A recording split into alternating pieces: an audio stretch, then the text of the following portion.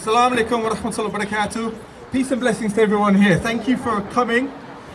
And I'm very sorry, I got to start with an apology. Muazzam was meant to be here, Muazzam Beg, and unfortunately he couldn't make it.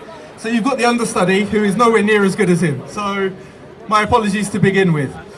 But I wanted to talk about these sorts of bills and the effect that they've had. And as I was thinking about what to say, I was thinking about Muazzam's father, who at this time, 20 years ago, was campaigning for his son's release from Guantanamo Bay.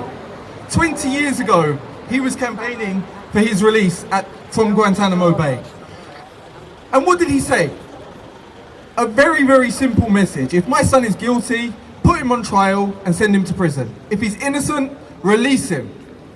Look at what 20 years of the war on terror has done to dehumanize people from our own country. Now we can't get children out of the new Guantanamo, out of camps in Syria. Children who were born and taken to that country without any choice of their own.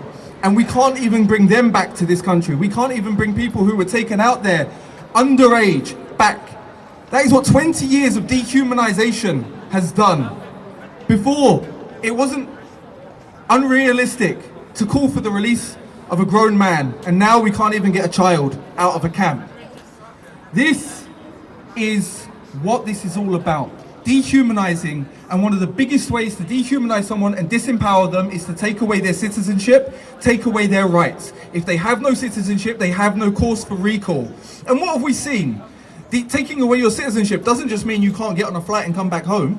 Taking away your citizenship has meant in cases like Mehdi Hashi's, where he was renditioned and tortured after that.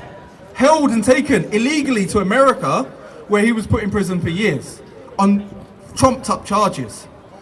Torture because he had no citizenship. Or other cases where people in Africa, in Pakistan, have had their citizenship removed and then within days been killed by American drones, having your life removed. We have no justice, no principles here. Even if you get an opportunity to try and defend yourself, you have a secret court, a secret hearing, where you have no opportunity to know the evidence against you, no jury of your peers. I can tell you what it's like to live under that condition. I was put under secret evidence and house arrest here in the UK for more than 2 years. I spent a good portion of that in solitary confinement in prison.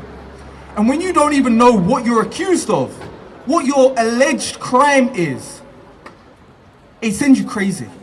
You can't imagine how the walls cave in on you when you are being held without knowing what the crime is that you're even accused of committing. How can we call this a democracy? How can we call this justice and peace when we don't even know what we're accused of?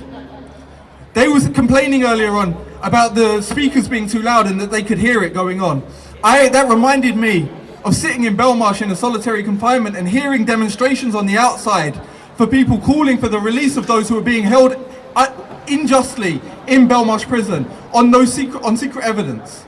And I remember, just as they felt uncomfortable, I felt that solidarity. Just as they felt fear, I felt that warmth. And we must continue to fight for our people, for our communities.